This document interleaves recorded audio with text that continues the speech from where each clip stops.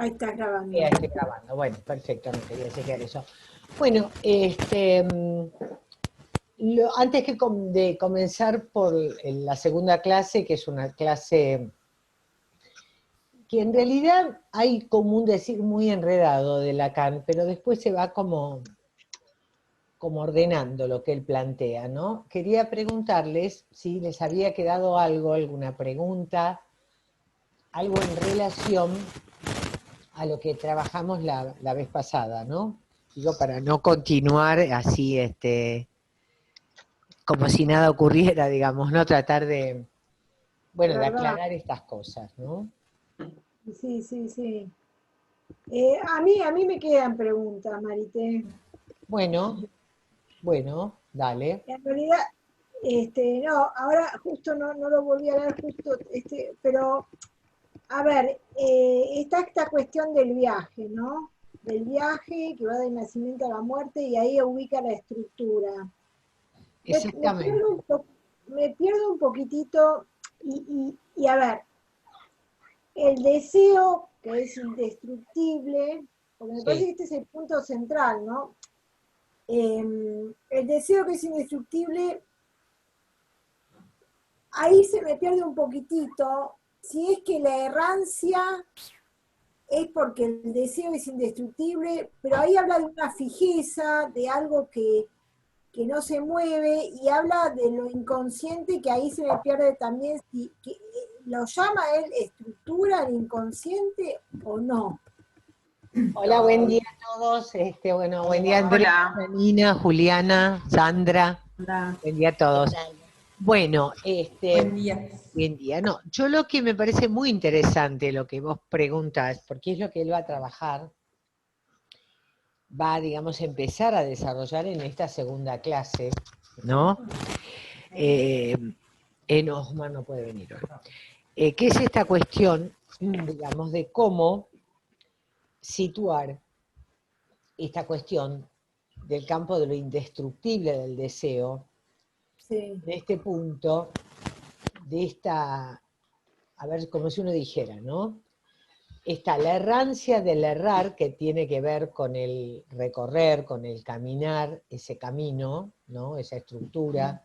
A ver si lo pongo ahí y estamos mejor, ¿y te ves ahí? Ahí. Va. Esta cuestión de la errancia, ¿no? De esto que tiene que ver con este, este deslizamiento en este sendero, que estaría comandado por la indestructibilidad del deseo, con lo cual no habría la posibilidad de no errar en el sentido de caminar ese camino, ni tampoco del errar en el sentido del yerro, de la equivocación. Porque el problema es que está el campo del deseo como indestructible, que vendría a ser esta especie de libreto, esto que Freud va a ubicar como la vivencia de satisfacción, ¿no? ¿Se acuerdan que Freud lo fundamental es esta cuestión de cómo toda subjetividad se construye a partir de esta primera vivencia primaria, donde se establece este campo de lo que es placiente para cada uno, que va a producir sus marcas, y entonces aparece el deseo como esta especie de tramado respecto de este intento de recuperar esta primera vivencia de satisfacción. sí. Por eso él, no casualmente en el capítulo 2, él va a la interpretación de los sueños, porque es el primer texto freudiano donde se desarrolla la lógica del deseo como inconsciente y la presencia de una operatoria lógica en lo inconsciente a ser traducida, porque hay un ciframiento en el sueño, que marcaría, digamos, esta especie de esta invariante que sería en este recorrido entre el nacimiento y la muerte, en este camino de la vida.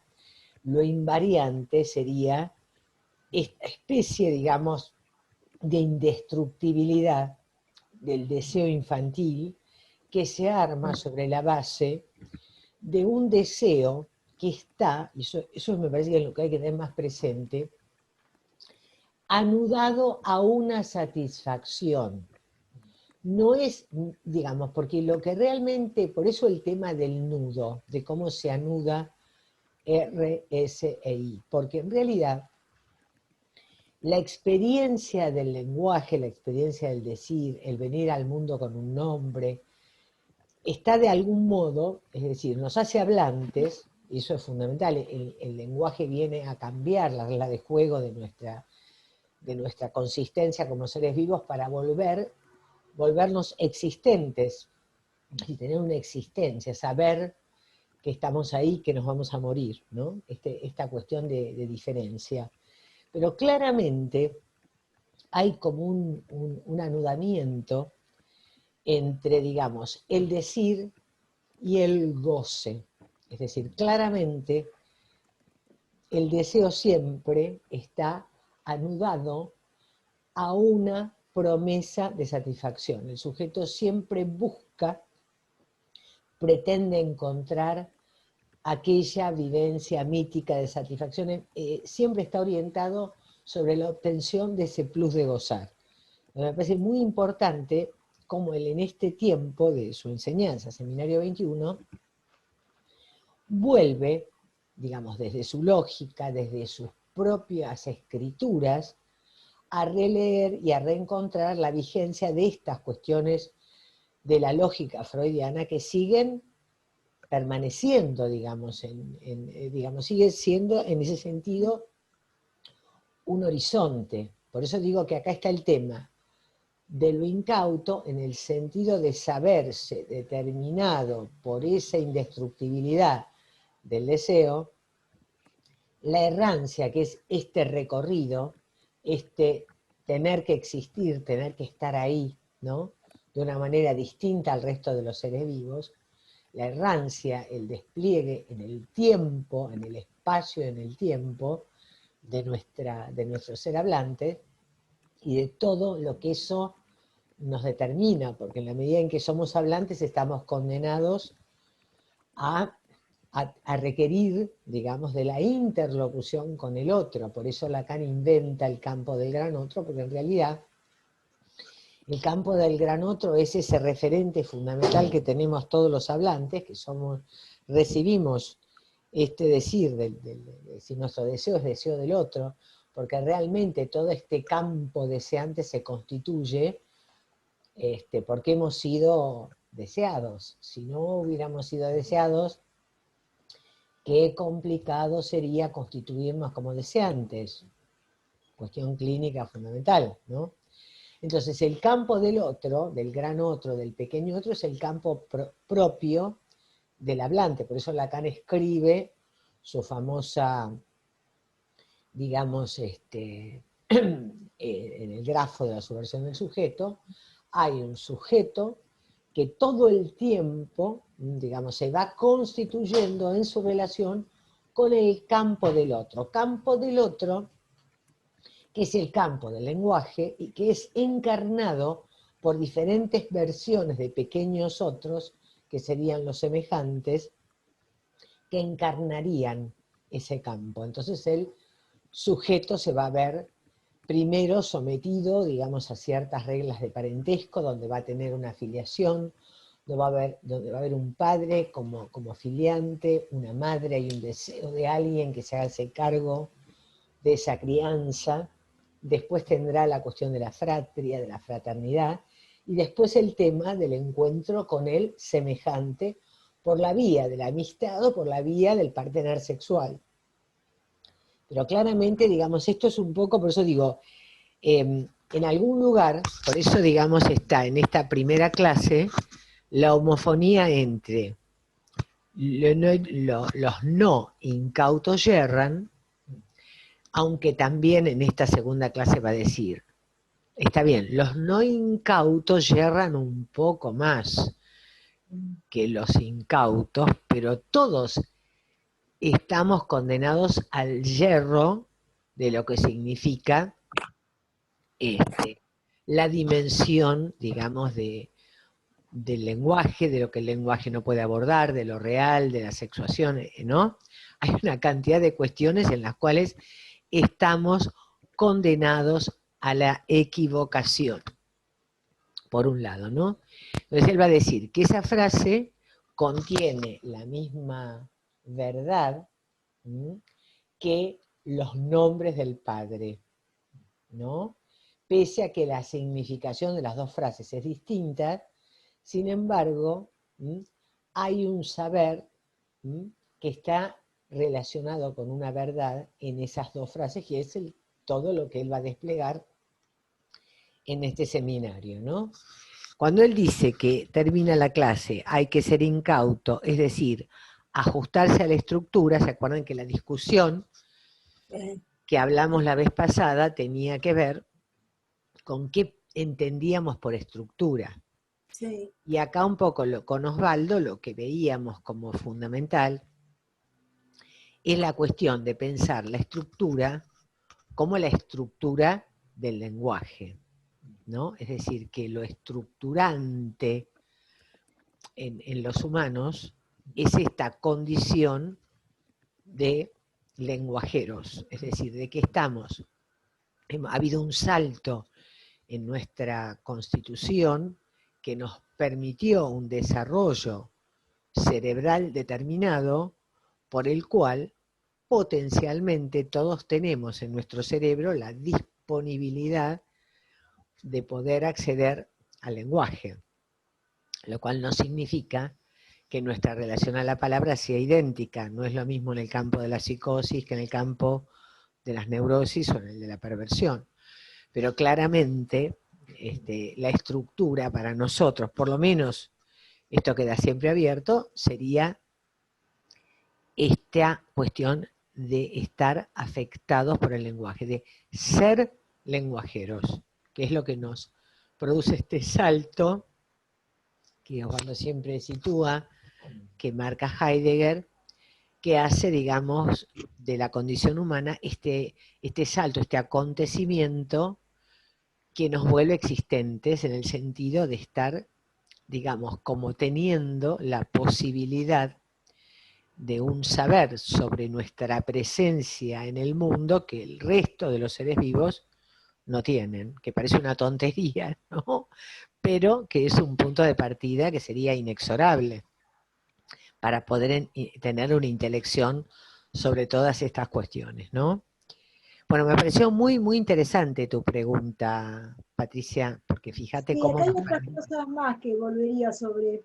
Por A ver. ejemplo, el título del seminario es Los incautos no yerran, serían, ¿no? No es no, los no incautos yerran. Y bueno, hay Porque, una digamos, discusión ahí con la traducción. Acá la claro, traducción ah, que proponen la gente de la escuela freudiana sí, sería, claro, estaría, los incautos no yerran en esta versión que aparece acá, pero sí. la convención a la que llegamos es situar los no incautos yerran. El tema es dónde pones el no. ¿Dónde pones la negación? Porque este Sí, texto, sí, sí. No, porque yo lo pensaba de las dos maneras, y si lo pensara como la versión que tenemos acá, que es claro, los incautos no de, yerran. Chicos, además yo les contaba que yo la primera vez que preparé esta clase había encontrado una versión impresionante que no tiene nada que ver con esta clase, de una persona que tiene una página que se llama Psicomundo, que se ve que no sé de dónde la sacaron, pero que claramente tampoco era una cosa fuera de lo lacaniano, no, para nada. Por eso digo que también esta cuestión de al no haber un texto establecido, como puede ser el 17, o como puede ser el 11, o la angustia, es decir, hay seminarios establecidos, el 20, el 23, pero de todas maneras, la idea es que si uno dice los incautos no yerran, es como que al hacer recaer la negatividad sobre la acción, es un poco lo que yo decía recién, Ujú. es como si hubiera una garantía de no errar, en el sentido de no equivocarse. Claro. ¿Se entiende? Pero, a ver, ¿Eh? Bueno. No, porque justamente esto va a ser tratado, bueno, esto va a ser tratado en el curso y en los sucesivos seminarios. Justamente es dónde pones ese no. El tema es dónde pones ese no. O sea, si vos decís, por ejemplo, a ver, hagamos este pequeño ejercicio que, por otra parte, lo que decimos acá tiene que ver con la versión que nosotros tenemos, para, qué sé yo, por ahí, Sí. ¿no? Eso también hay que tenerlo en Ahí cuenta. la verdadera es la trucha. Claro, la verdadera trucha, o si está bien, el tipo, te digo cuando uno escribe un libro, ¿viste? Es decir, uno a veces encuentra una palabra y a veces no la encuentra, ¿entendés? Entonces, esa cuestión la tiene el traductor en términos exponenciales. Entonces, Claro. es una cuestión... Pero Sí, sí, a lo que voy es lo siguiente. sí. ¿Dónde pones el no? Porque si vos decís, suponete, hagamos un pequeño ejercicio.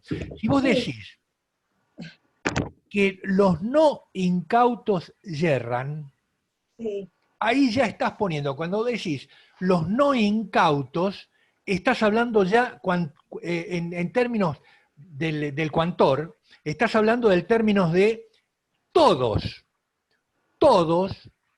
los no incautos yerran. ¿Entendés? Estás ubicando ahí una cuestión de... ¿En dónde ubicás la universal?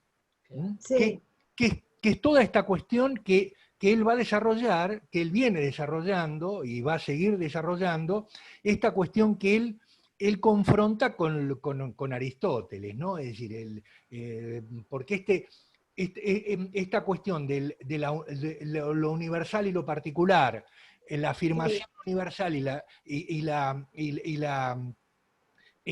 la afirmación particular, la negación universal y la negación particular, son todas cuestiones de los prosdiorismos de Aristóteles. Ahora, sí, lo que él, si vos decís, por ejemplo, o sea, los no incautos yerran, estás incluyendo, es decir, son todos los que no son incautos yerran. Son una manga de pelotudos, pero todos. Es decir, hay un todos ahí, hay un sí, universal que está en juego. Y el sí, problema es que acá, acá está pensado esta cuestión de los cuantores, no tanto de la cuestión de lo que marca la universal, sino aquello que vibra en las posibilidades que tienen los particulares de incidir sobre el todo. Es una cosa diferente. O sea, vos le estás dando, cuando empezás a hablar del no todo, por eso lo instala Lacan. Cuando empezás a hablar, ahora decís, ahora, te lo digo ahora yo, no que lo diga Lacan, pero digo, entonces vos decís, está bien, fulano, vos decís que todos los no incautos yerran, ¿no? sí, Todos los... Pero yo te quiero decir que, mirá, yo conozco a muchos no incautos, pero en todos no yerran, flaco, no yerran todos. No son tan pelotudos como vos lo crees. ¿Entendés lo que te digo? O sea, hay una cuestión en donde oscila la incidencia en lo universal, la incidencia de lo particular. Y no, en lo particular la incidencia de lo universal. ¿Se entiende? sí, sí, sí, o sea, sí, es interesantísimo, todavía le tengo que dar una vuelta, pero fíjate que si quedara la parte de los no incautos no yerran, a mí, yo trataba de hacerme una idea de lo que está tratando de decir, y quedaba como que ahí también queda el universal de los incautos, ¿no? Pero que esos que son incautos, al final de todo, no yerran porque se dejan atrapar por lo inconsciente. En ese sentido, lo Claro, pensaba yo. claro, Bueno, porque... es lo que quiere decir él. Es lo que quiere decir él, justamente. Si vos sos, digamos, incauto, tenés Sí. más posibilidades de algo que tiene que ver con la verdad te atrape, Sí. de algo que tiene que ver Él con... lo dice. Entonces, pero eso no indica, porque después te lo dice, no indica que si yo soy incauto no me voy a equivocar. Claro, ese es el punto. Eso también. No hay garantía. Eso no hay garantía. No hay garantía de un conjunto cerrado donde Claro. estarían los que no se equivocan. ¿Se entiende? Está, claro. Ese es el punto. No hay del todos, sino que hay siempre, porque además esto es lo propio de la lógica del psicoanálisis. No es predictivo, por eso esta segunda clase es tan importante para entender que nosotros no hacemos ciencia porque no podemos predecir, no hay predicción, porque justamente como nosotros no tenemos una lógica como la de la ciencia, donde para cada X, phi de X, porque se recorta un universo de objetos que cumplen una determinada ley, el resto queda fuera. A la ciencia no le importa lo que no cumple, ¿se entiende? Sí. Entonces, hay una posibilidad de una predictibilidad. Cuando uno tiene un conjunto, un universal cerrado, donde se cumple una determinada ley, podría hacer una predicción. El tema es que en el sujeto humano está la significación fálica que supuestamente afectaría a todos los hablantes, pero también hay un más allá de lo fálico, un no todo, es decir, hay cuestiones que no quedan englobadas en la significación fálica, que entonces nos vuelven impredecibles e impredictibles. Esto parece una cosa teórica, pero no es una cosa teórica, porque un psicoanalista nunca puede predecir, como este chico, la mamá lo abandonó, Claro. va a ser o un psicótico o un criminal. Claro. ¿Ustedes podrían hacer esa afirmación? ¿Qué era lo que le decía el padre al hombre de las ratas? No. De este tipo. El hombre de las ratas, como era un neurótico, él decía que el papá había dicho esto y él creía que serán sus dos destinos, pero estas serán versiones que el hombre de las ratas hacía, fantasmáticas, eran sus versiones paternas. Él creía, ¿no?, que el padre lo condenaba, porque en última instancia también era un poco el destino del padre, a ser un gran hombre o un criminal. Pero en realidad el padre no por ahí habría dicho eso, pero no en el sentido de una predicción. ¿Se dan cuenta? Sino que es un decir, y entonces el neurótico de ese decir construye un destino. Pero no es porque el padre era divino y fue telepático, y bueno, por eso en la clase que viene, evidentemente Lacan nos invita a leer el trabajo de Freud sobre psicoanálisis y telepatía. No, ¿ese es el que nos invita a leer? Porque yo lo estoy buscando, me puse en la a leer clase ahí 2. el primer tomo de Freud, donde Scacchi hablaba, empecé a buscar ahí. No lo encontraste, volvés loco, porque está hasta hay 6 prefacios, u 8, y esto está en el prefacio 12, que no existe. En la versión que tenemos nosotros de los libros verdes, de Strachey, olvídate de encontrarlo. Yo ayer, como justo ese libro no lo tenía, me metí en internet. Entonces bajé todo el PDF, que se ve que hay algún tipo que estamos en laburo de bajar todos los tomos, que me tardó una barbaridad. Logré bajarlo y el capítulo que él cita acá no existe. ¿En serio? No, por eso acá en el texto, por eso digo, no vale la pena porque nos vamos a volver locos. Eso no lo va a encontrar. Pero hay algo que de lo que venimos hablando que me parece que es estructural, que me parece fundamental, o sea, a partir de esta cuestión. O sea, esta cuestión en donde él va introduciendo, fíjate vos, sin haberlo dicho todavía, pero va introduciendo esta cuestión del no todo, es decir, y aquello que finalmente queda en lo abierto. Es decir, en lo abierto, es una ansia, ¿no? Queda en lo Claro. abierto. Sí, Entonces, sí, sí. es por este lado que me parece que hay que entender esto que queda en lo abierto. Es decir, vos decís tal cosa y bueno, el tipo va a agarrar para el lado que sea, Claro. qué sé yo, que uno, ¿no? Y eso es tan clínico, es decir, porque uno se la cree cuando está trabajando clínicamente. Mira, le digo esto y el tipo va.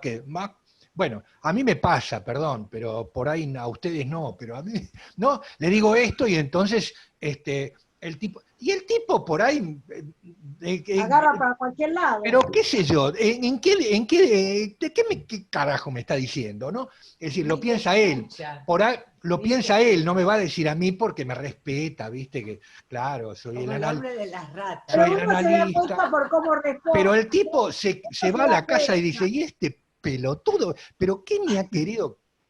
Se cree que, ¿qué carajo se cree? Ahora, en ese qué carajo me pasa a mí, que yo no sé, digo como el analizante, me pasan cosas, me pasan cosas.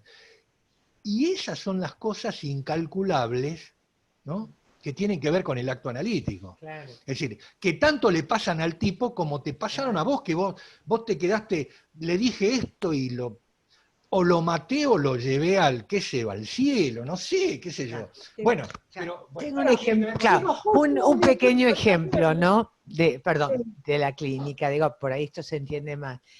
Muchas veces el problema del neurótico, además, es que él cree poder predecir lo que va a ocurrir cuando él habla y dice algo. Entonces vos, por ejemplo, eh, uno entiende, bueno, el que se analiza un poco entiende que a veces el tema del guardar el secreto y no decir, por ejemplo, ¿no? Una de las cuestiones que uno ve en alguien que pudo haber sido abusado, que es, por ejemplo, el guardar el secreto, la vergüenza, el pensar que si se comunica que se ha sido abusado se va a producir un gran quiebre y un gran quilombo en la familia. Entonces se tiende a guardar esto como secreto, ¿no? Entonces, después esta persona, bueno, hace su vida, generalmente después tiene hijos, y entonces está en esta vacilación. Si yo cuento que fui abusado, ¿qué efectos tendrá en mi hijo o en mi hija? ¿Transformaría a mi hijo en un violador? ¿Mi hija se transformará en una paranoica o en una mujer golpeada? Es decir, entonces luego empieza a desplegar toda esa cuestión. Entonces, bueno, en principio se cayó la boca. Ese secreto, porque ahí repite lo mismo con los hijos. Bueno, si yo les cuento, les voy a armar un quilombo terrible. Claro, si él lo cuenta sin ningún tratamiento sobre la escena del abuso, seguramente se va a armar un quilombo, porque hay que ver lo que se dice, cómo se lo dice, con qué nivel de elaboración y de tratamiento sobre eso que aconteció se puede decir. Entonces, uno descubre con pacientes que se analizan que han tenido, porque es muy común, algún episodio de abuso, puede ser sexual o de cualquier otro tipo, porque las situaciones abusivas, lo traumático puede ser, siempre remite a lo sexual, más allá de que haya sido alguna escena, por ejemplo, no sé, que un hermano de uno haya tenido un problema con la justicia. También eso pasa a ser vergonzoso y se oculta. Pero bueno, llega un momento en el cual esos secretos o esas cuestiones no dichas generalmente empiezan a producir síntomas en los hijos, ¿no? Porque está esta cuestión de la eficacia que tiene esto traumático en lo indestructible del deseo de la persona que sostiene la posición, ¿no? Entonces, esta persona está como muy agarrada, como nos enseña Freud, nos enseña Lacan, de lo que sería la compulsión a la repetición. Tiende a repetir este tema de yo esto me lo tengo que callar porque se va a armar un quilombo terrible, esta vez con mis hijos. Entonces, bueno, hay un punto en el cual, como uno va pudiendo trabajar respecto de que lo no dicho hay una en ese sentido, el paciente cree ser cauto, en el sentido de la cautela, mejor me callo, porque si hablo voy a armar quilombo. En esa cautela hay algo de lo incauto en el sentido de que, bueno, hay una equivocación, porque aunque uno no lo diga, algo se transmite, ¿no? Bueno, llegada la transmisión de eso que uno no quiso decir, llega un momento en que por ahí es necesario empezar a hablar, porque incluso el mismo pibe pregunta, che, mamá, qué rompe que sos, ¿por qué no me dejás ir a dormir a la casa de Juanita? Por ejemplo, ¿no? El neurólogo dice, no, porque en realidad, qué sé yo, no más. Pone múltiples excusas, pero en realidad se trata de la fantasía o el temor a que el otro sea abusado. Entonces, bueno, hay todo un tema donde justamente la cuestión es que se trata, digamos, de ir apalabrando estas cuestiones en el tiempo de esa errancia, ¿no? En el que esto sea posible de ser hecho. ¿Se entiende? Es decir, que tampoco uno puede empujar, como hacen los expertos en abuso, que obligan a los chicos a contar lo que les hicieron. Pues eso es una locura, porque es como reactualizar la escena traumática. Hay que esperar el tiempo en el cual el sujeto va a ir pudiendo, por eso digo, en alguien que tiene esta historia de abuso, que puede ser de cualquier índole, o porque la toquetearon, o porque hubo un abuso o una violación, o porque hubo alguna desgracia, o porque se suicidó el abuelo, o llevaron preso al padre, o el padre tenía otra mujer. No, hay infinitas cuestiones traumáticas, imagínense. O sea, la cuestión es cómo tiene que haber primero la tramitación de esto, la reducción, digamos, de goce que esto implica, la posibilidad, digamos, de salir de la escena de, bueno, si yo hablo se va a armar un escándalo, poder salir de ahí, poder apalabrarlo, para que después esto se pueda, de alguna manera, decir en el tiempo en que esto pueda ser posible. Por eso se dan cuenta, me parece importante ubicar una cuestión clínica para ver que hay un tema de lo cauto, de lo incauto, del errar, del yerro y de la errancia en el sentido de ir deslizando en la metonimia, deslizar en el trabajo de análisis, ¿no? Que hay un deslizamiento, hay una, digamos, ¿no? Porque es toda una cuestión muy, muy clínica y que acá ahora en la segunda clase tiene que ver con la ética, porque cuando Lacan ubica la cuestión que aparece en el seminario de la ética, de que la verdadera dirección y orientación ética del psicoanálisis es poder ser fiel al deseo, ¿no? Actuar o conducir esta errancia orientada por el deseo, también hay que entender que no necesariamente este deseo indestructible le depare al sujeto los mejores destinos, es decir, hay que hacer todo un trabajo con esto, ¿se entiende? Y mira, justamente lo que plantea, digamos, Marité, me hizo pensar justamente en la clínica, bueno, de un paciente que tengo, que es justamente alguien que te puede romper la cabeza, porque el tipo, bueno, lo sintetizo, el tipo fue violado por el padre, según él. Sí, nunca, por el momento, no ha hablado nunca de la escena, ¿no? De la escena. Inmediatamente a uno le viene a la cabeza un niño despegado, ¿no? Es un niño despegado, o sea, pegan a un niño. Esta cuestión fantasmática. Ahora, fíjense cómo el tipo, es decir, ¿cuál es la clínica de este muchacho? Que está casado, que tiene hijos, que está, digamos, tratando de hacer un buen papel como padre ante su hijo. Bueno, todo esto que de alguna manera lo viene trayendo desde su infancia. Pero fíjense, él, ¿qué es lo que lo conmueve o qué es lo que lo mueve? Lo mueve la culpa, fíjense, ¿no? Al revés, ¿no? Parece al revés. Es decir, lo mueve la culpa de no haber entendido una escena que tuvo él ya de grande con el padre. El padre se ve que, bueno, lo fue a buscar a España, bueno, un tipo que viaja, qué sé yo, medio, medio para hacer con él una especie de figura de un perdón, de que como padre lo perdone por lo que le hizo, algo así.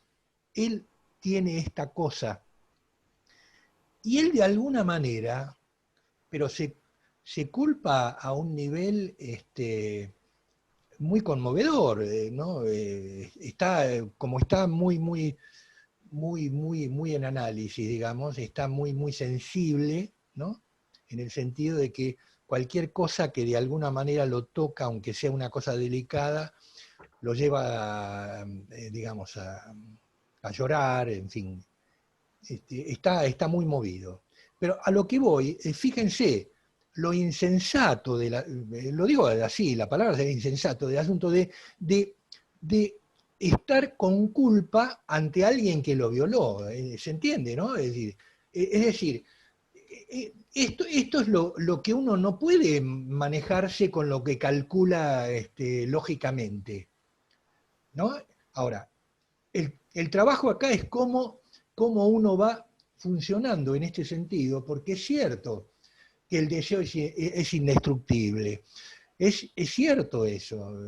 O sea, el engrama, la forma, la combinatoria, que sería la combinatoria discursiva que tiene el deseo, es sí indestructible. Tiene un formato determinado, invariante, que se mantiene, que de alguna manera insiste, y no hay posibilidad.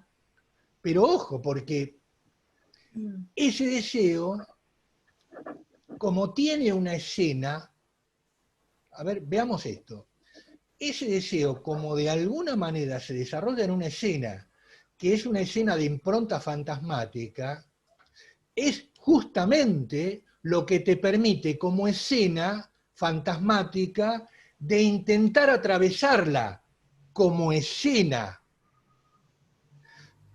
Pero es seguro que de alguna manera se va a repetir el formato del deseo una vez que uno la ha atravesado, si es que ha podido. Es decir, si es que ha podido, este muchacho, si es que de alguna manera puede, con el análisis, en fin, con lo que se está rompiendo el lomo, el tipo, haciendo con él, con su cabeza lo que tiene que hacer, y uno tratando de sostener esto, porque en última instancia no, qué sé yo, ¿qué le vas a decir? Tenés que de alguna manera, digamos, tenés que de alguna manera algodonarle las caídas, en el sentido del Sí. sostenimiento, pero no Ahí podés hacer habría otra una cosa. culpa, Osvaldo, una culpa por, digamos, permitir que el otro, ese gran otro que es el padre, pueda quedar barrado. Pero Claro, porque siempre está el otro como intocable, porque el problema del abuso, que es un poco lo que yo transmitía con muchos pacientes, porque insisto, el abuso ya puede tomar muchas características, gente que ha sido manoseada, gente que ha sido humillada, que ha tenido bullying, hay infinitas escenas como... Sí. O sea, siempre hay un otro intocable. Hay un otro intocable, este es el punto, porque la cuestión es cómo, claro, uno puede, por eso digamos en lo que sería la dirección de la cura, el hallazgo lacaniano, a diferencia de Freud, es pensar el análisis no como el encuentro con la roca viva de la castración o de la envidia fálica como cuestiones indestructibles, en el varón la rivalidad fálica y en la mujer la envidia fálica. Lacan va a plantear el final del análisis como la posibilidad de la escritura de ese matema que es la A tachada, es decir, el encuentro con la falta en el otro. Porque, por ejemplo, supongamos, vamos a suponer que el abuelito, el padre doy un ejemplo, ¿no? Que me ha pasado. Que ha pasado con niños. El abuelo era, por decir así, chorro. Y estuvo preso. Porque era estafador. Pero el chico tiene una relación muy amorosa con este abuelo. Entonces la pregunta de la madre, y si yo le llegara a contar, porque el chico ya es adolescente, que este abuelo, que él idealiza y que él ama, fue chorro, le voy a estropear el amor por el abuelo. No. Porque el problema del amor no es que uno ama solo lo que idealiza, sino que el amor es poder amar al otro como lo que el otro es, con su falta de amor. Ay, estoy con un ataque de alergia horrible. ¿Quieres seguir vos?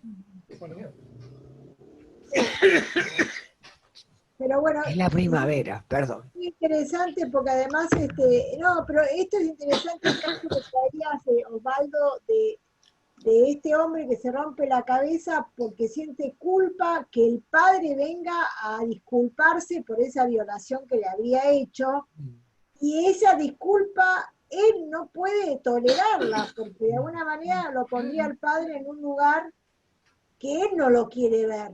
Sí, sí, sí. Bueno, pero justamente lo traía como algo, algo que, pero es como si dijera, pero che, dejate de joder, ¿no? Un poco, ¿no? Claro.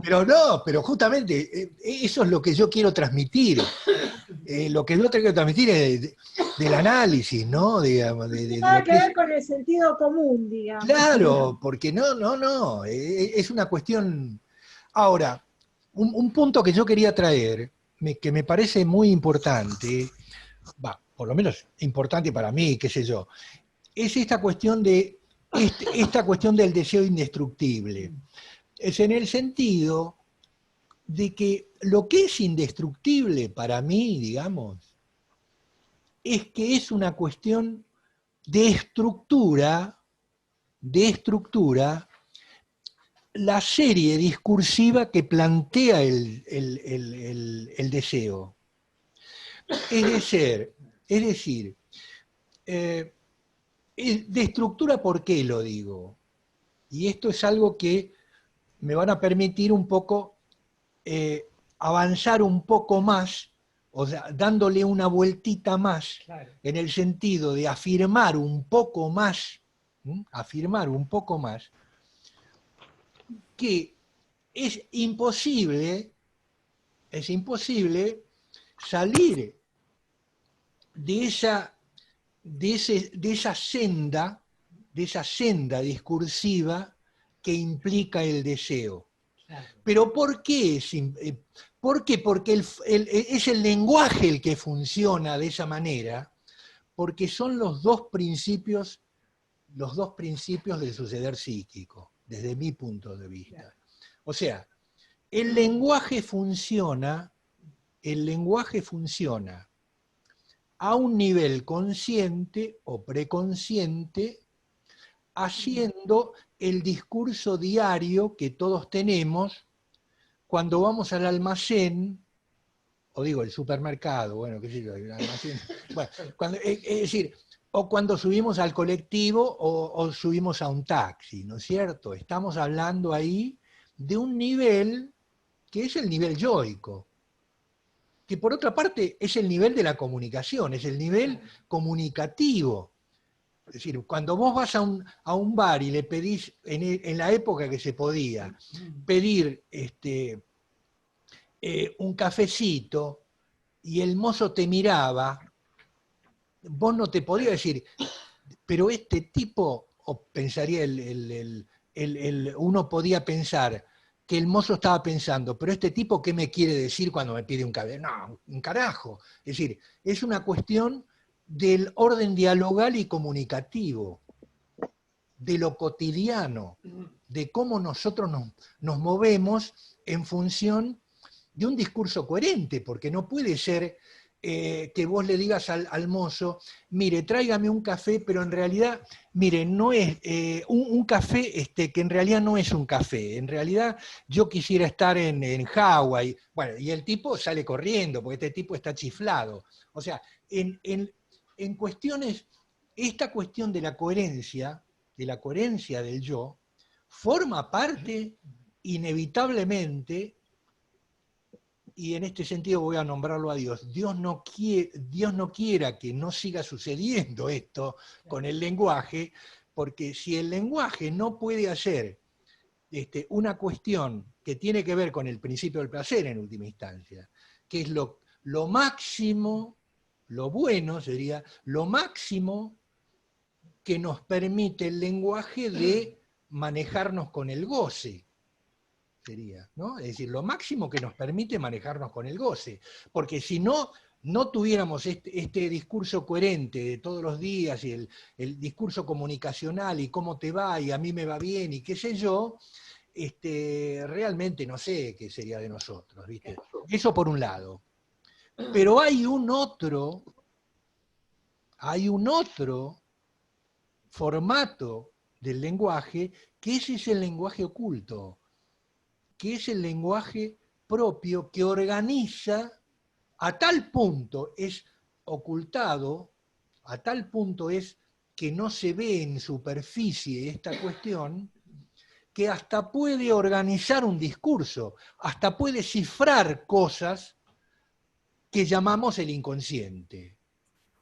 Entonces, son los dos principios del suceder psíquico. Y en ese sentido, es el segundo sería imposible. en transferencia. O sea, el segundo sería el que se propiciaría en una transferencia. Claro, por eso digo que acá, ya vamos un poquito a la clase de hoy, vamos un poco a la clase, porque si no, bueno, porque, digamos, siguiendo un poco con, digo, para ordenar un poquito, ¿no? la discusión, Sí. empieza la clase preguntándose, se pregunta, ¿no? Dice, soy bastante incauto para no errar.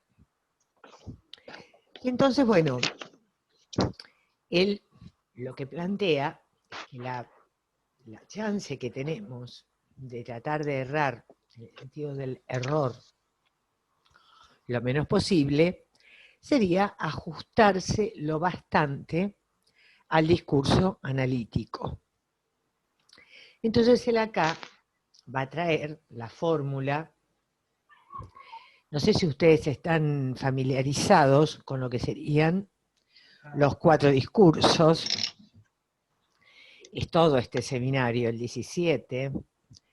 La verdad que, ¿se acuerdan que, bueno, yo les hago una mini síntesis de que se trata de 4 letras que van a ocupar diferentes lugares. Cada lugar va a tener como una incidencia. Hay una letra que es la que comanda, la que ordena.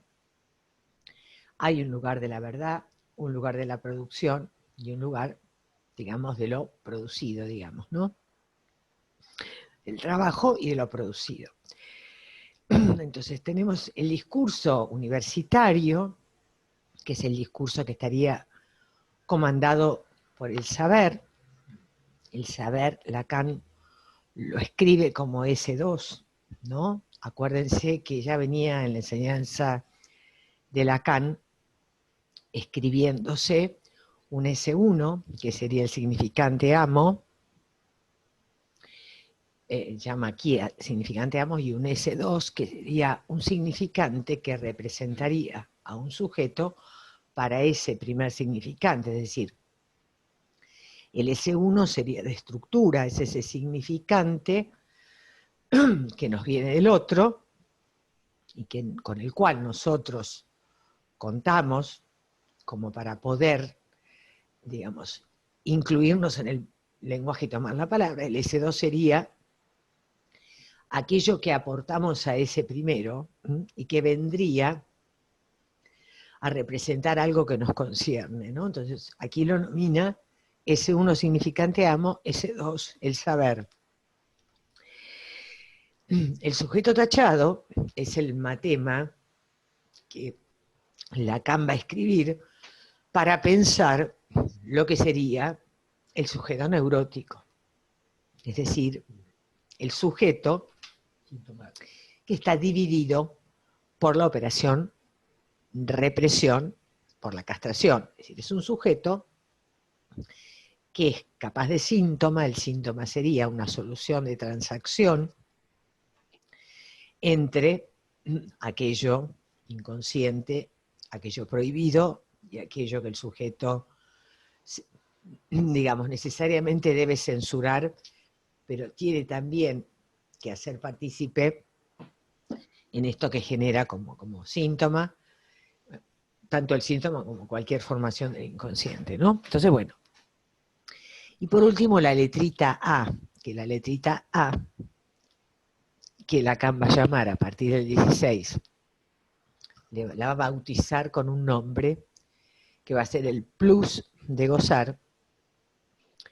Lacan va a decir que es su verdadero invento, porque es la manera que Lacan tiene de escribir el modo en el que el sujeto, de alguna manera,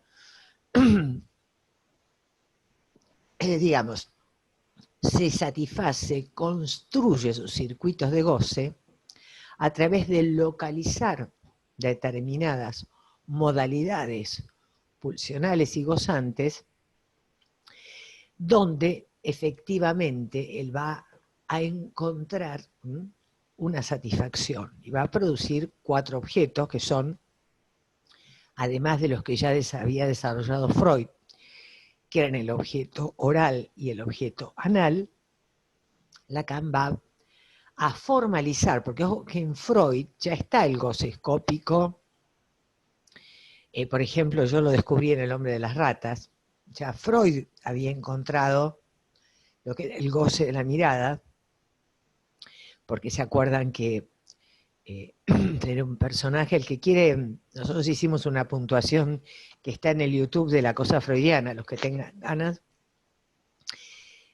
Lacan pesca, Freud ya había pescado que este pequeño sujeto en plena polimorfismo le encantaba encontrarse con la visión de las niñeras o las empleadas que lo atendían desnudas.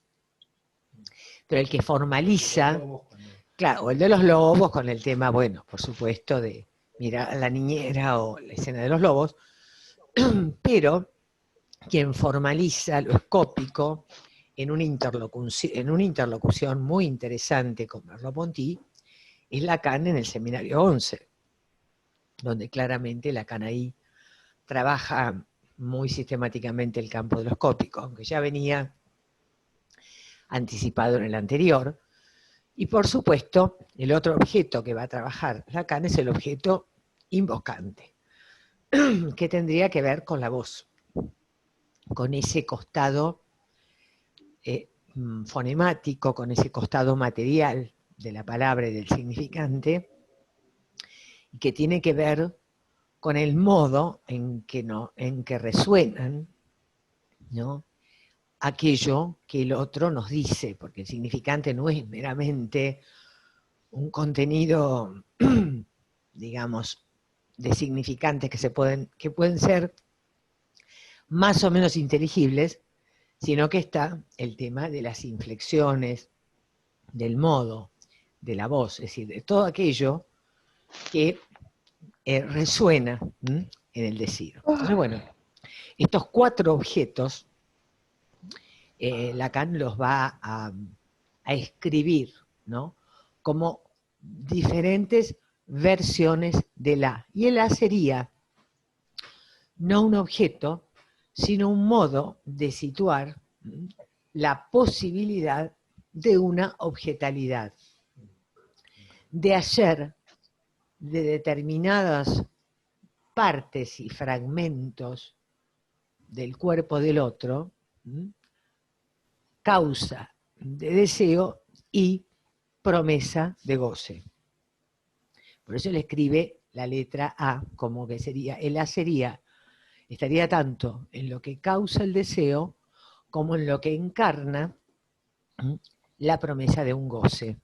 Por eso el discurso del analista tiene un determinado formato, están los 4 discursos. El de la universidad, que está comandado por el S2, el discurso amo, que está, por supuesto, organizado alrededor del significante del S1, el discurso de la histérica, que pone en discusión el discurso amo, porque quien comanda el discurso es el sujeto tachado, y finalmente el discurso del analista, que es una vuelta de tuerca sobre el síntoma, la posibilidad que abre el discurso histérico de ubicar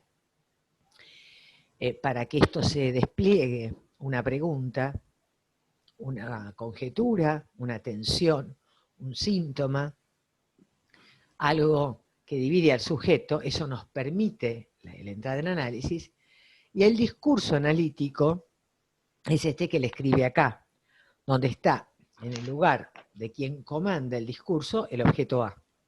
Es decir, este hallazgo de aquello que efectivamente, como promesa de goce, se instituye como causa de deseo, es esto que hablaba recién Osvaldo de lo que dice de lo indestructible, de la condición gozante necesaria para cada quien. Ese objeto en realidad, digamos, puede comandar en la medida en que el sujeto tachado haga su trabajo, ¿no? En el despliegue del análisis, de que evidentemente, como dice Lacan en Upir, que se diga, es decir, que se siga diciendo, que se siga hablando, que se siga trabajando, y él va a escribir el S2, que es el saber, en el lugar de la verdad. Es decir, que si todo va bien, y en este despliegue del decir del analizante, se va armando una metonimia donde se dice y se puede capturar alguna verdad respecto de esta condición de goce que al sujeto se le vuelve indispensable para la vida, es probable que se produzca en el lugar que está a la derecha abajo un nuevo S1, es decir, un nuevo significante, un nuevo trazo, por el cual el sujeto quede abierto a un cambio, ¿no es cierto?, en su posición subjetiva, en su nominación, en la manera en que ha podido atravesar algunas cuestiones de su fantasma que lo tenían como coagulado en un lugar de extremo sufrimiento, ¿no? Este es un poco esto, digamos, Lacan acá no lo va a desplegar, pero bueno, yo se los cuento para entender, digamos, que, bueno, evidentemente él dice, bueno, voy a tratar, entonces, para no, digamos, para no errar, en basarme en estas letritas, en este matema, en esta manera de pensar digamos, el discurso analítico, y cuáles son digamos, el modo y la lógica en la que se organiza el decir de un analizante en transferencia, para que allí realmente se produzcan algunos cambios en aquello que al sujeto lo vuelven tan padeciente, digamos, ¿no? Entonces, fíjense que él dice, si es cuestión de ser incauto, no se trata en este caso de ser incauto de mis ideas, porque estas 4 pequeñas letras no son ideas. Esto es muy importante. Son letras que indican cómo se tiene que desplegar, digamos, una escucha analítica, pero que no tienen, digamos, no hay ahí ninguna aseveración, ningún juicio, ningún concepto, no hay nada. Son 4 letras, ¿eh? No son ideas en absoluto, Prueba de ello es que resulta muy, pero muy difícil darles un sentido. E incluso está estrictamente hecho para que sea imposible darles un sentido. Lo que no significa que no se pueda hacer algo con ellas. Es decir, se trata de hacer algo con ellas, ¿no? Como son de lenguaje, se las puede descifrar. Claro, hay que descifrarlas, hay que ver, bueno, cómo ubicamos ahí aquella modalidad gozante propia de un sujeto, qué es aquello que divide al sujeto, cómo está organizado su síntoma, cómo se ubica como objeto en su fantasma, cómo responde desde una posición de objeto a lo que él cree que el otro querría de él. Esa es la fórmula del fantasma, ¿no? Que es pequeño a, Losange, sujeto tachado. Es decir, de qué manera él responde a esto que cree que le viene del otro y cómo esto, con lo cual él responde, lo divide, ¿no? Porque frente a ese goce él tiene una condición, diríamos, paradojal. En un sentido es un goce que quiere y en el otro no quiere saber nada con él, ¿no? Bueno, entonces, lo cual se inscribe en cierta elaboración de lo que llamaría, fíjense lo que dice él, la matemática de Freud, ¿no? Lo que de ella es, propiamente hablando, transmisible, localizable en la lógica de su discurso, en su propia errancia, es decir, en la manera como él intentaba que ese discurso analítico resultara adecuado al discurso científico. Él se ríe de Freud, pero él también intenta darle una cientificidad a su discurso por la vía de la matemática y de la topología, ¿no? Lo cual, no puedo decir impidió hacer de él su matemática, puesto que la matemática él la hacía así. Faltaba un segundo paso para poder inscribirla después. Yo creo que lo que él nos está mostrando es que lo importante del psicoanálisis es que no es una ciencia que pueda predecir, pero sí es un decir que debe tener cierta posibilidad de rigurosidad en cuanto a dar cuenta de los efectos de su práctica.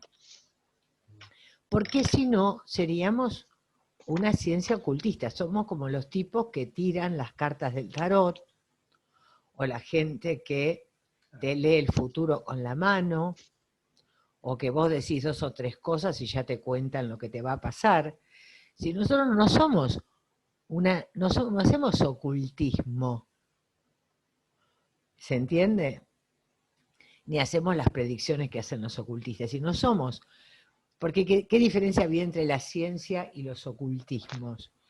Que la ciencia hace una predicción sobre la base de una construcción lógico-matemática, hace una fórmula, sobre esa fórmula establece un criterio y un parámetro probabilístico. Ustedes saben que la probabilidad es un estudio de la matemática, se arma una curva de Gauss y se establece cuál es la posibilidad de que cierta cuestión tenga más o menos posibilidades de ocurrir. Eso es toda una ciencia, que es la ciencia, bueno, de la estadística, que está basada en la combinatoria y toda una lógica, ¿no? Bueno.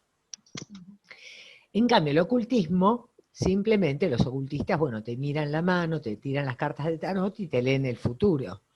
Eso ya sería una manera totalmente inefable. Ellos no pueden decir por qué esto iría a pasar. Si no, bueno, dicen porque salió en la carta de tarot. O sea, Marité, este tema me parece que es importantísimo porque justamente, o sea, Freud logra hacer algo de ello a pesar de no tener, no ser como la ciencia que se cierra, sino que es abierta. El psicoanálisis, como decíamos, no se cierra en un universal, pero él logra una ciencia en el sentido de es comprobable. O sea, si uno hace un análisis, el síntoma cede, o sea, hay una cuestión que Freud, por eso hablo que acá cuando habla de la matemática, a mí me hacía mucho pregunta esto, o me daban ganas de detenerme un poco en esto. Esa matemática es que hay una lógica que es irrefutable, ¿no? O sea, más allá de que el inconsciente tiene sus vericuetos y lo que sea, pero hay algo igual, como decíamos, de cómo se construye un hablante y esta cuestión del deseo, que vendría a estar como en la matemática del psicoanálisis. ¿Es esto? Claro. Pero por eso es el matema del psicoanálisis. Hay un matema, que es una manera el discurso psicoanalítico, es un matema. Es un matema, es decir, es un modo de formular que hay una rigurosidad y hay algo de lo cual dar cuenta. Por eso los analistas estamos todo el tiempo formándonos, compartiendo con ustedes los interrogantes y las formulaciones de la clínica, de cómo pensamos la dirección de la cura de un paciente, qué efectos ha tenido para un paciente la posibilidad de pensar las incidencias de esto que ha guardado como secreto en la vida de sus hijos, por ejemplo. Todo esto tiene que ver con que nosotros no somos una práctica de lo inefable, no hacemos ocultismo. Por eso me parecía importante que una cosa es la dimensión de lo oculto, el ombligo del sueño, lo que no puede terminar de decirse, lo que es incapturable por la palabra, la dimensión de lo real que es incapturable, que solo lo aproximamos. Eso es un punto. Pero lo otro es que nosotros tenemos que preguntarnos respecto de las incidencias de nuestra práctica en las condiciones, digamos, claras, digamos, de qué le pasa a ese sujeto que trabaja con nosotros respecto de cómo puede, digamos, transitar, digamos, esta fijeza fantasmática que a veces lo lleva a un grado de sufrimiento terrible, porque efectivamente, si bien la cura se da por añadidura, nosotros estamos como obligados a dar cuenta, ¿no es cierto?, de la eficacia de nuestras intervenciones, si efectivamente nosotros vamos llegando a que esta persona esté más anoticiada respecto de las verdades que lo sostienen en su existencia,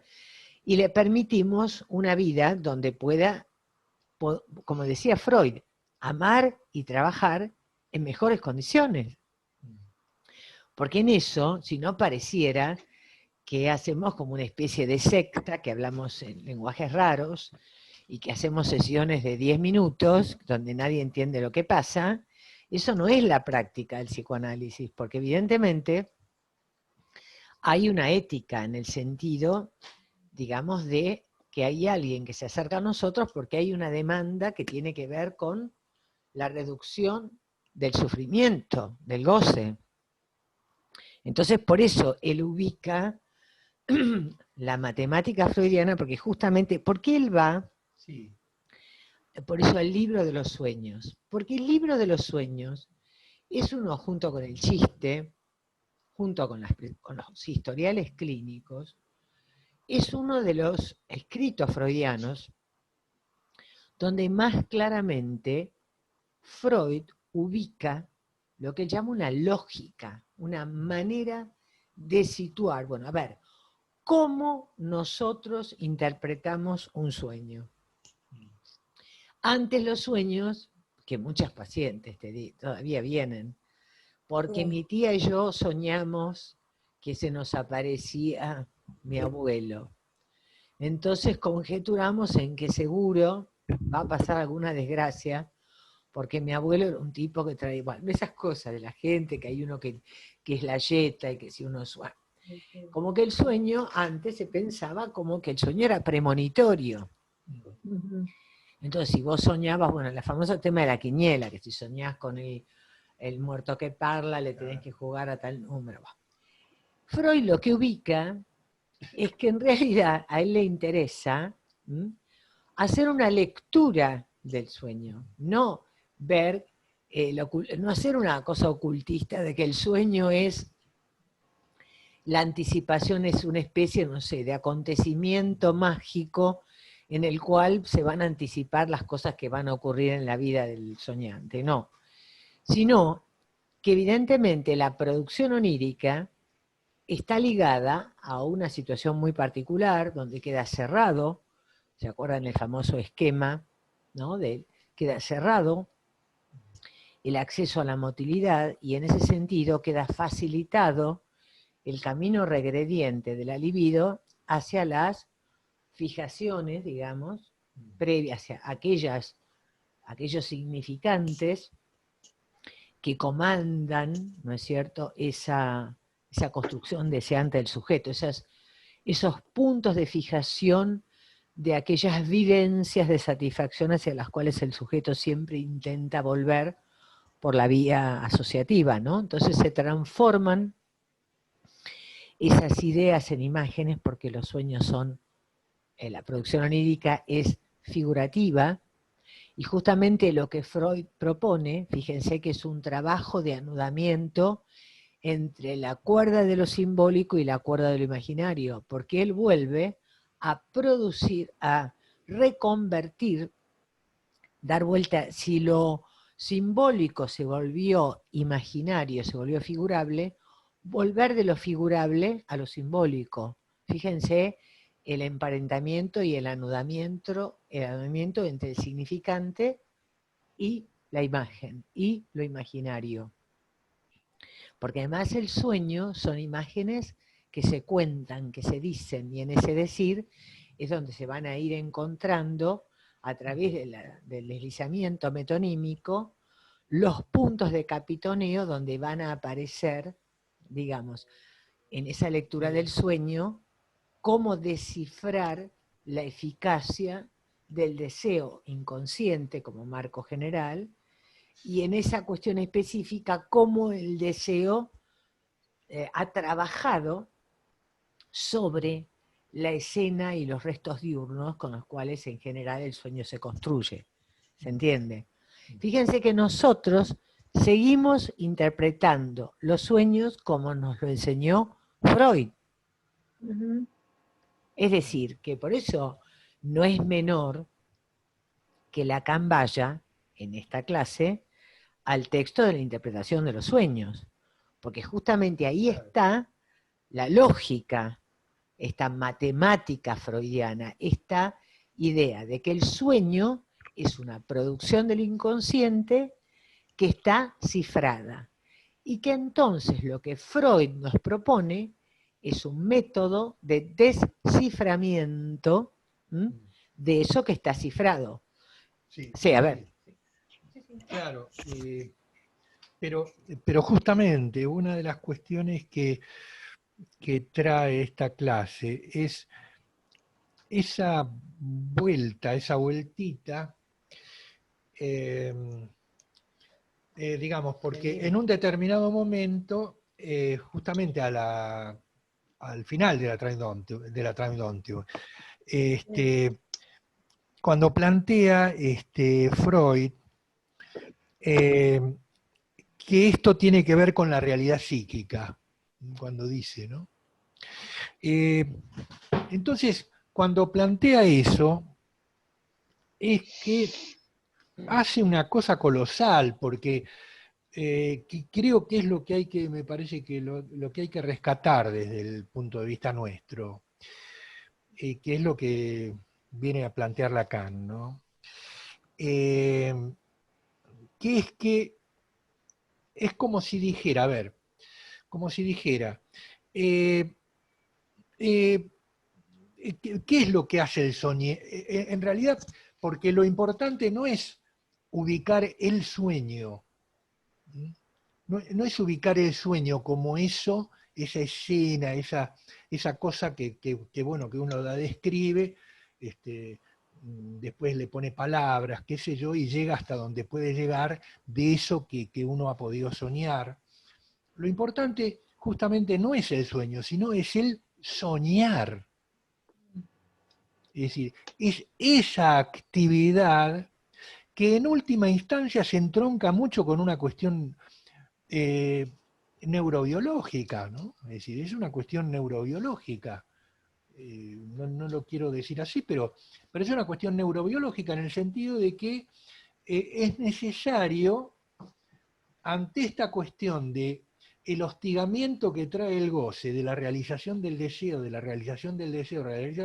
poner eso, que eso sería la versión cotidiana del vivir nuestro, poner eso en una especie de paréntesis, de parar la cosa, a nivel metafórico, de parar el motor, de parar lo motor, es decir, de parar el moverse en la vida cotidiana, poder parar con eso, porque si no podemos parar, y esto lo demuestra la ciencia, ¿no?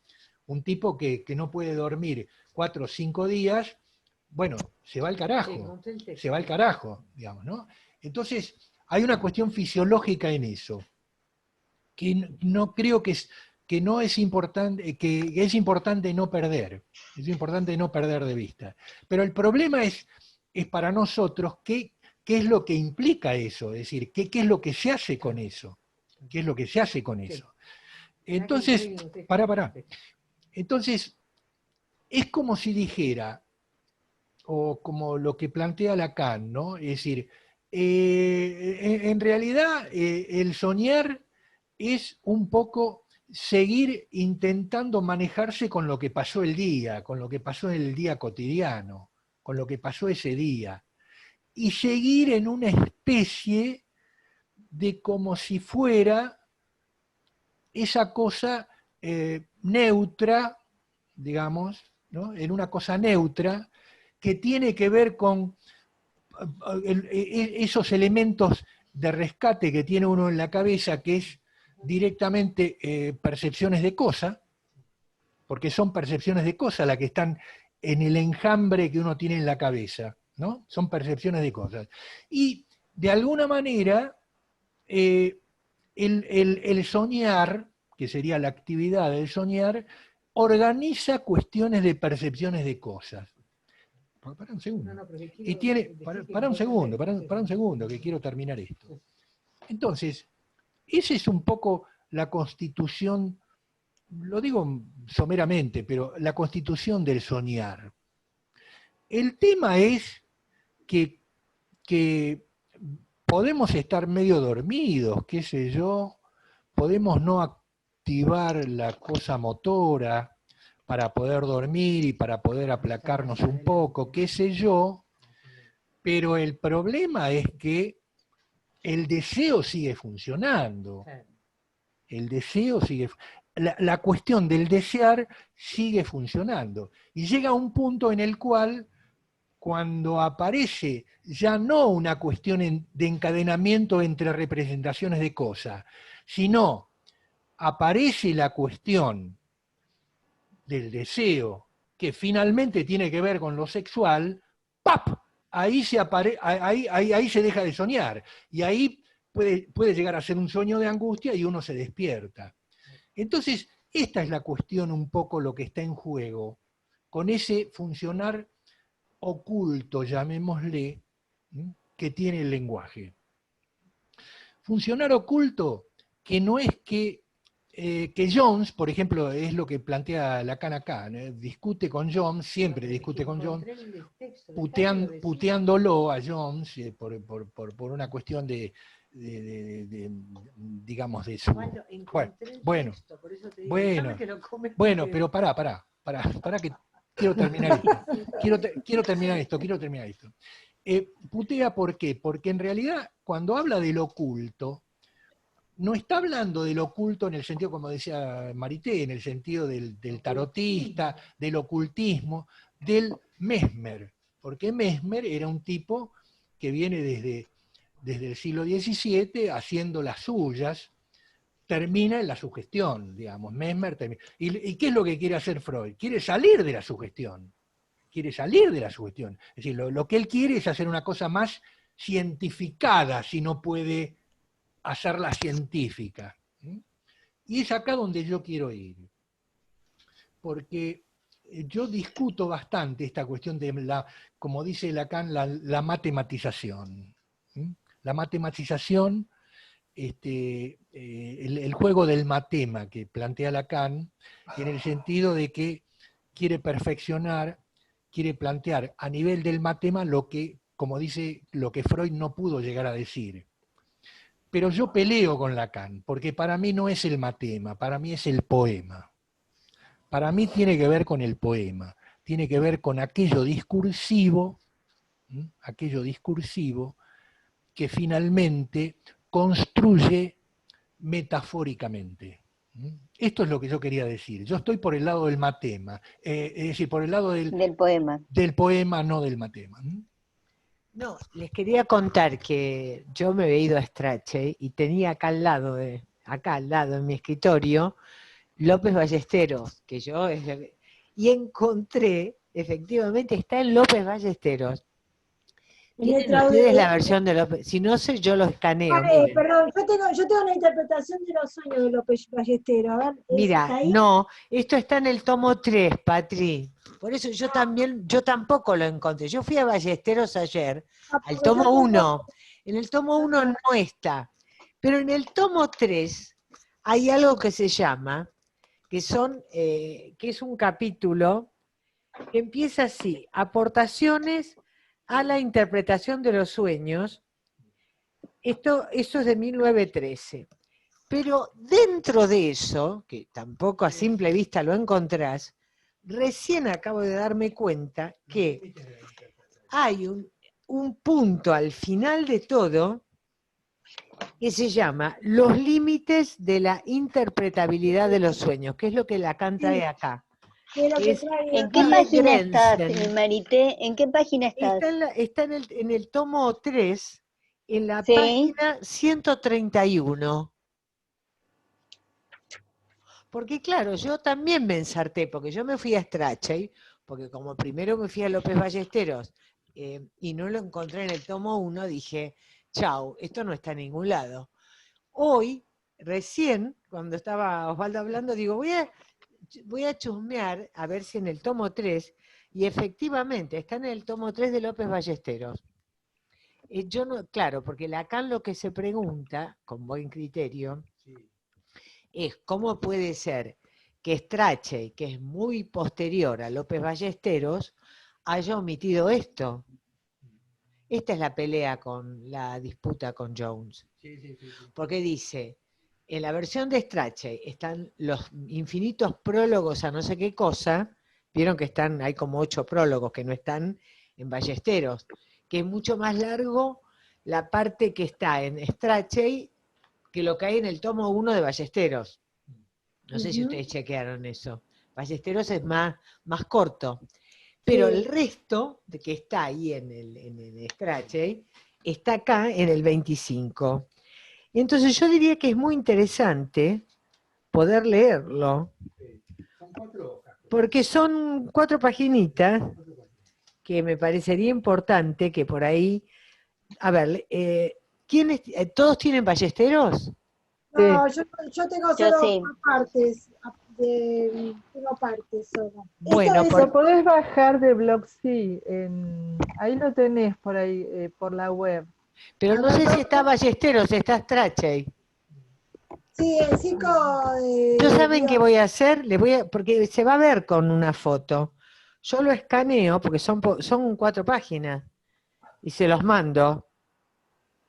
Bueno, porque este es un trabajo, miren, se los voy leyendo, que es del año 1925. Sí. Es decir, son 14 años después. Bueno. Sí. El problema de si cada uno de los productos que nos ofrece la vida onírica puede ser traducido completa e inívocamente a la modalidad expresiva de la vida diurna, entre comillas, interpretación, no ha de ser tratado en forma abstracta, sino refiriéndolo a las condiciones en las cuales se lleva a efecto la interpretación de los sueños.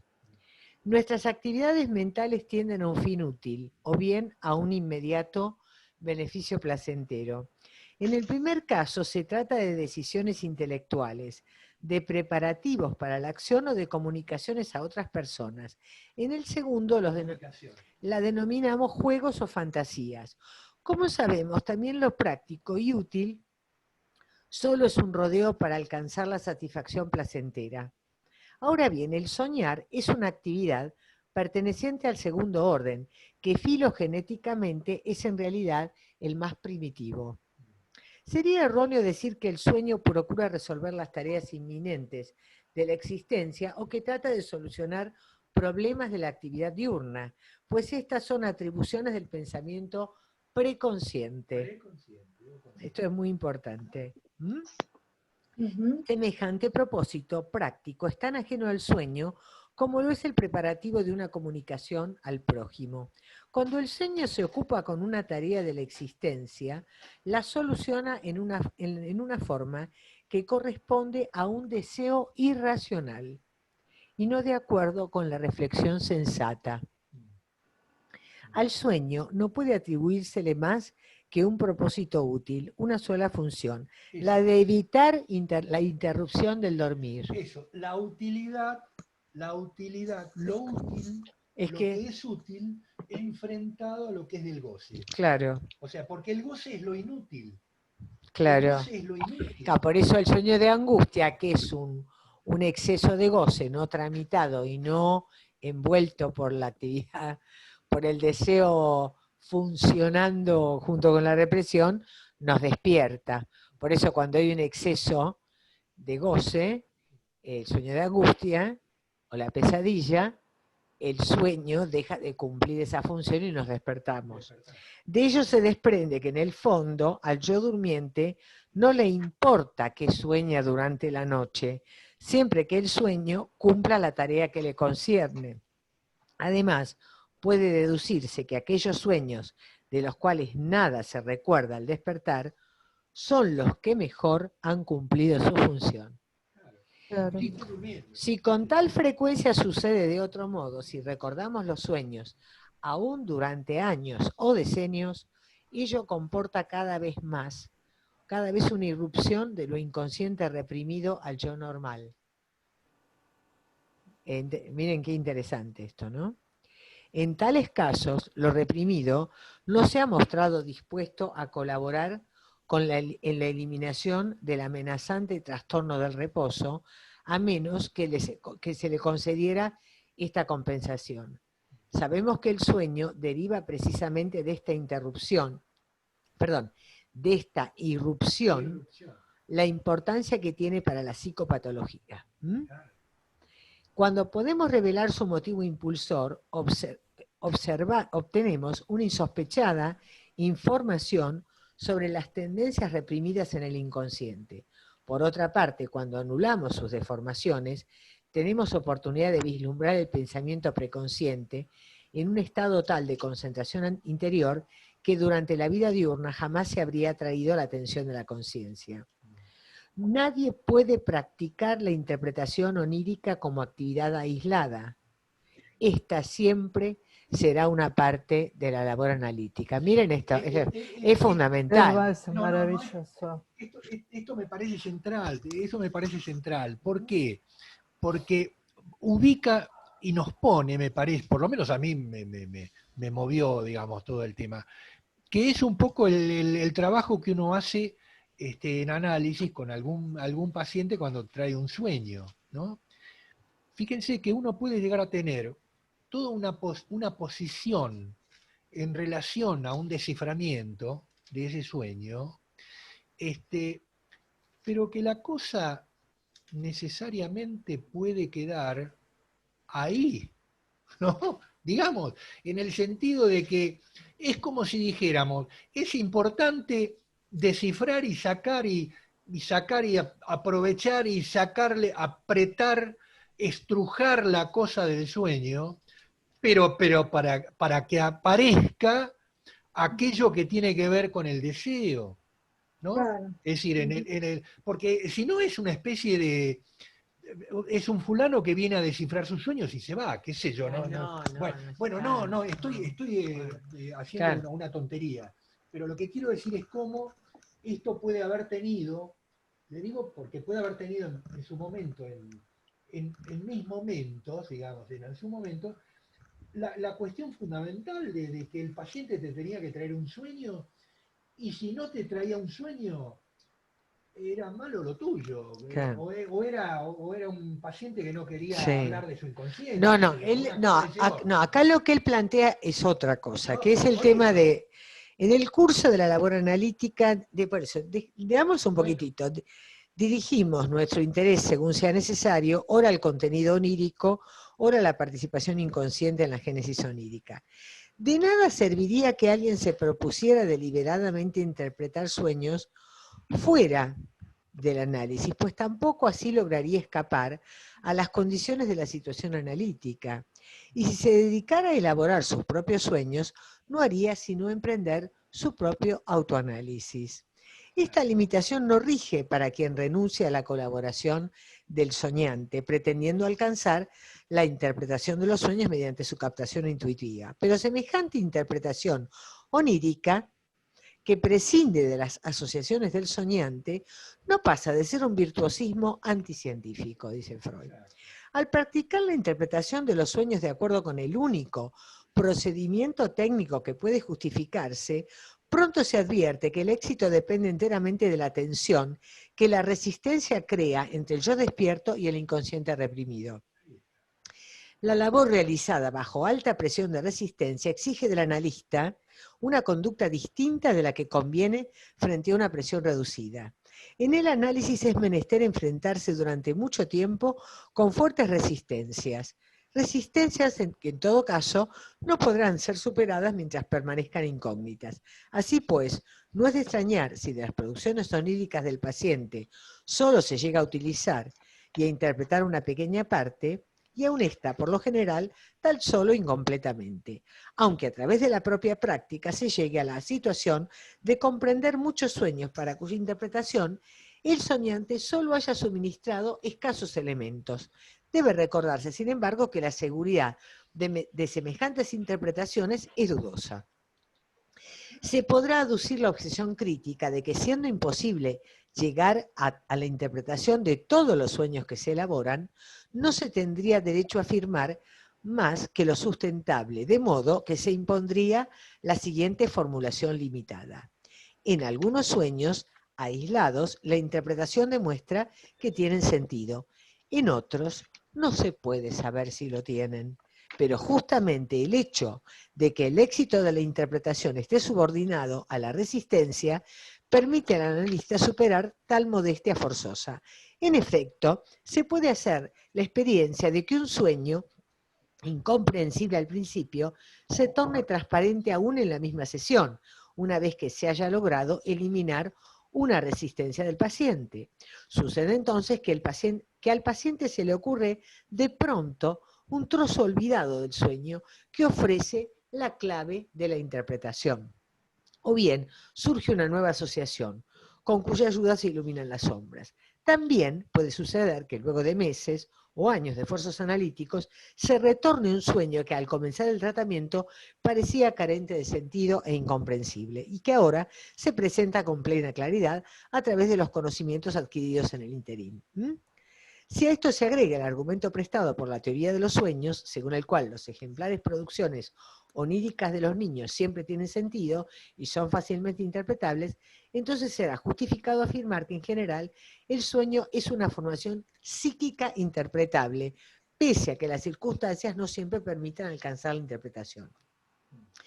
Una vez hallada la interpretación, y esto es lo que Lacan va a tomar ahora en el texto, no siempre es fácil decidir si es completa, es decir, si no existen otros pensamientos preconscientes que hayan logrado expresión en el mismo sueño. En tal caso, debe considerarse demostrado aquel de los sentidos que esté abonado por las asociaciones del soñante y por nuestra apreciación de la situación general, sin que por ello siempre sea lícito rechazar el otro sentido probable.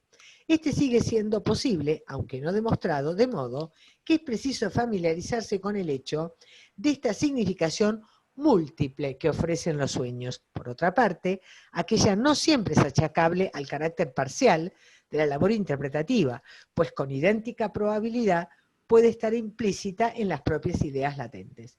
Además, también en la vida diurna y fuera de las circunstancias de la interpretación onírica, se da el caso de que subsista nuestra duda con respecto a si una expresión oída o una información obtenida aceptan tal o cual interpretación, o si además de su sentido evidente y manifiesto, no significan quizá alguna otra cosa.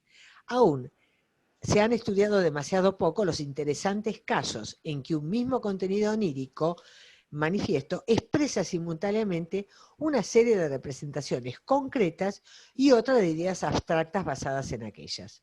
Naturalmente, la elaboración onírica tropieza con dificultades al tratar de hallar medios de representación para las ideas abstractas. Yo creo que es una manera donde Freud vuelve a encontrarse que el límite de la interpretabilidad del sueño es el ombligo del sueño, es aquello que finalmente es una opacidad, lo que él llama acá ideas abstractas, ¿no?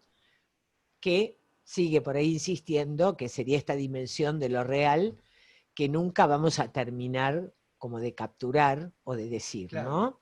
Me claro, parece claro. que es por ese lado que ese sería, por eso el capítulo se llama, el límite de la interpretabilidad de los sueños. Es decir, Pero que no bueno, todo es interpretable, que no vamos a...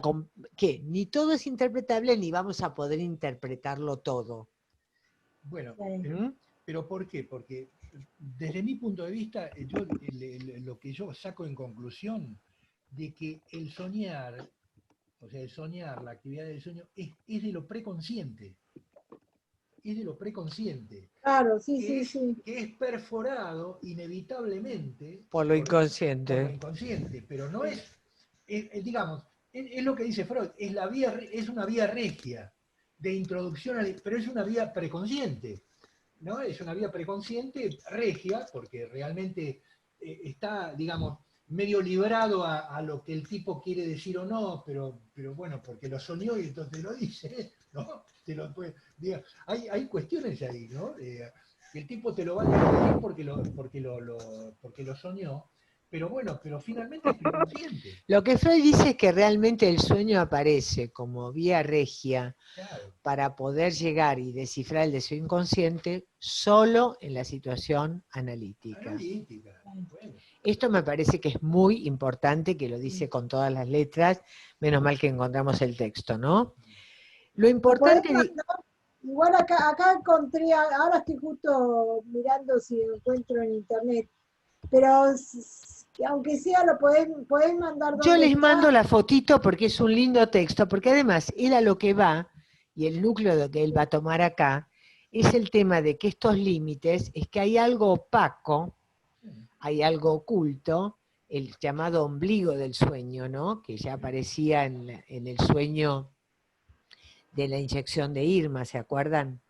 Sí. Que es evidentemente algo oculto, indecible, inatrapable, y entonces él va a decir que lo que el discurso científico no puede aguantar es justamente eso oculto. Por eso él hace la conjetura de que en la traducción de Strachey no pusieron esto, que ya lo había puesto López Ballestero, porque esto, digamos, mostraba un límite, ¿no? En la interpretabilidad, como que se lo decía con todas las letras, ¿no? Freud, que bueno, que no vamos a poder interpretar todo, no, que hay cuestiones que no vamos a poder agotar, ¿no?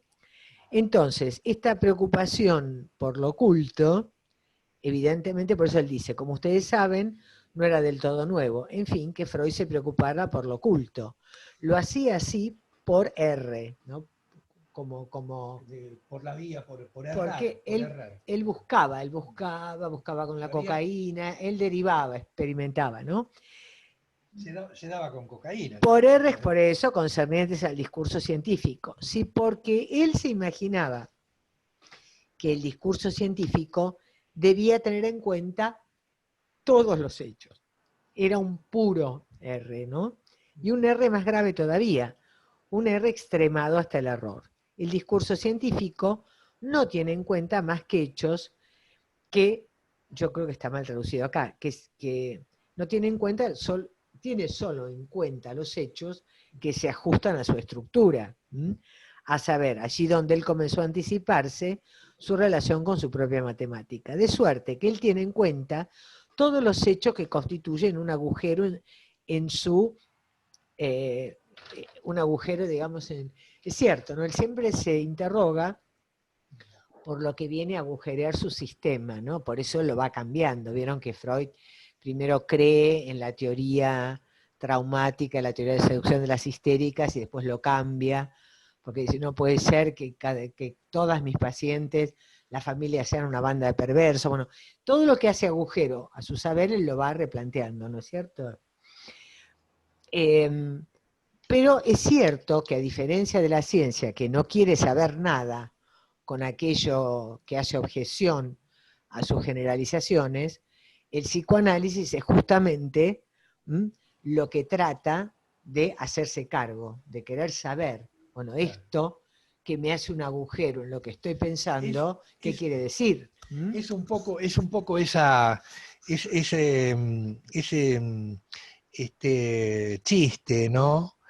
Que comenta en una entrevista que había tenido Borges con un fulano, no sé, que estaba hablando, no recuerdo esto, de en dónde lo leí, pero que estaba, y el fulano hablándole, que dice, sí, porque todos los alemanes son nazis, ¿no? Todos los alemanes son nazis. Y entonces Borges le dice, mire, la verdad, yo no conozco a todos los alemanes, ¿no?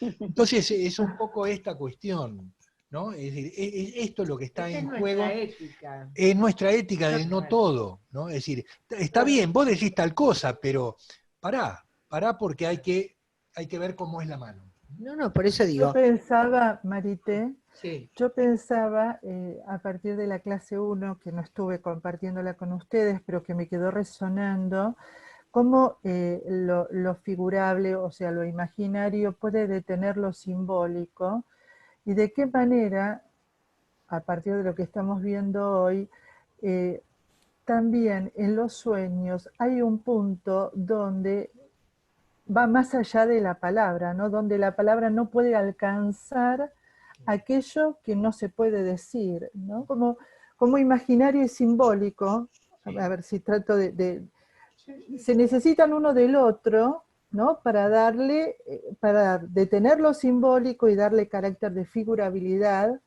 ¿no? A aquello que uno no puede parar de decir o ese empuje del goce, y como también muchas veces tampoco con la palabra alcanza. Exacto, exacto, Andrea. Es muy interesante porque esto va a lo que sigue, que no hay nada porque una cosa es lo oculto y otra es lo inconsciente. Lo inconsciente no es equivalente al oculto, porque lo inconsciente siempre es un modo articulado. Claro.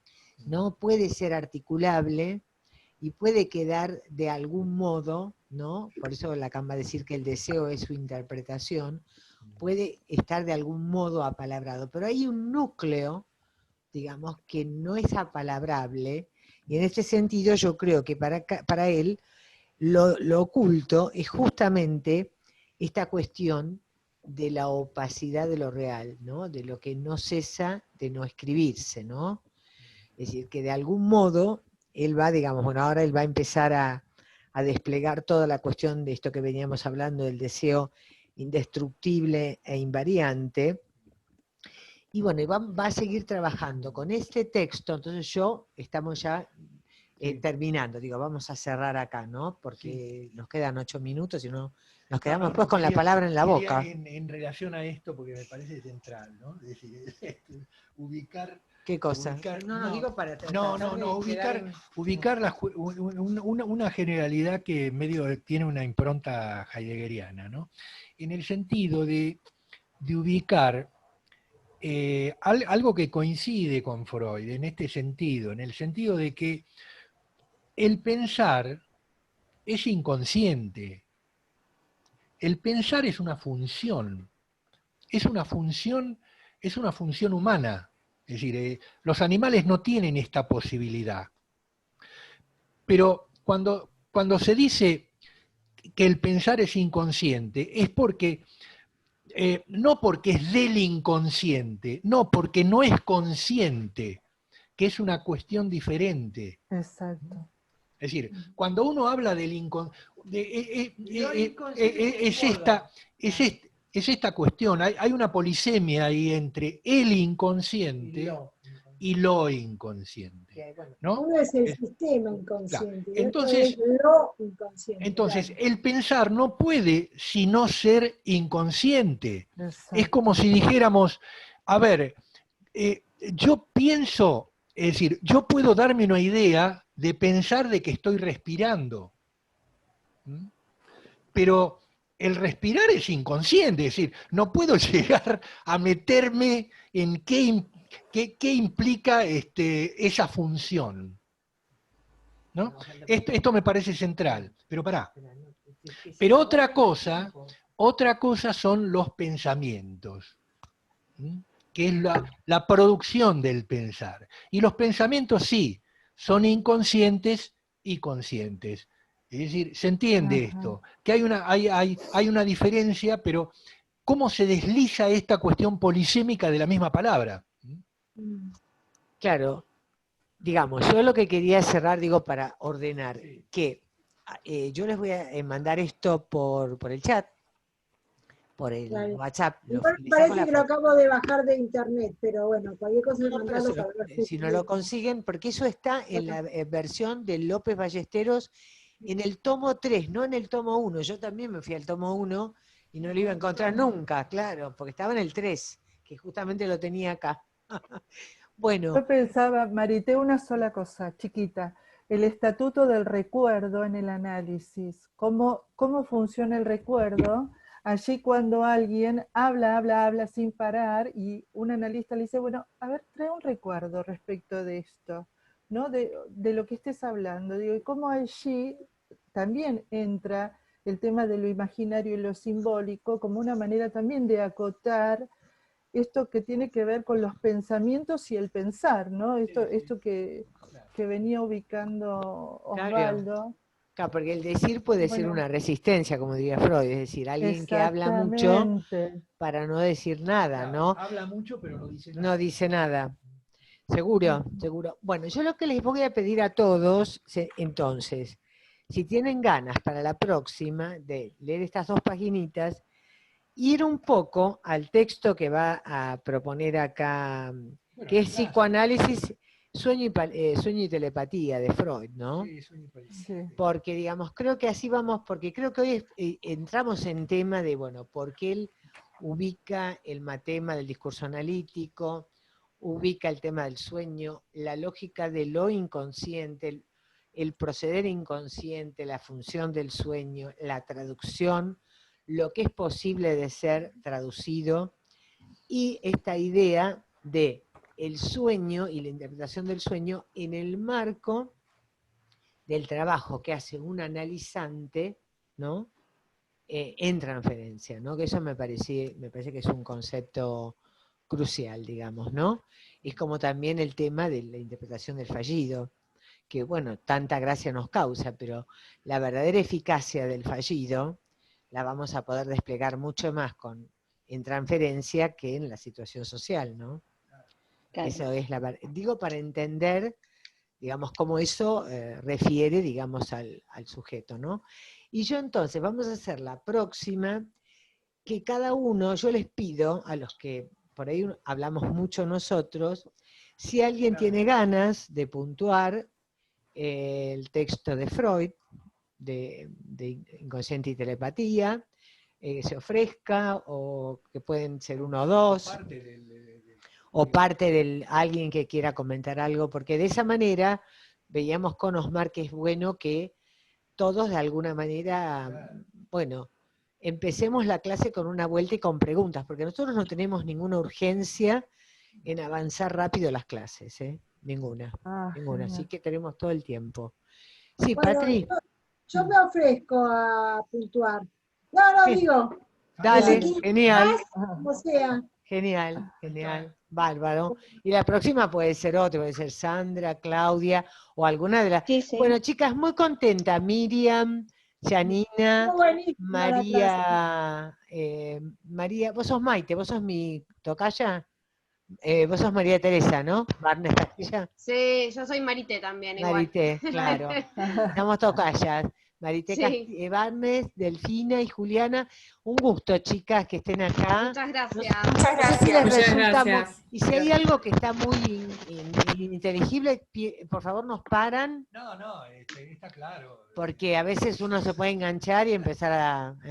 Bueno, ahora les mando a todos la grabación, porque me parece importante tenerla y registrarla. Bueno, bienvenida. Bueno, muchas gracias, estuvo re lindo, Muy interesante la clase. Bueno, muy interesante. Bueno, un cariño, nos vemos. Chao, gracias. Muchas gracias, chao. Hasta luego.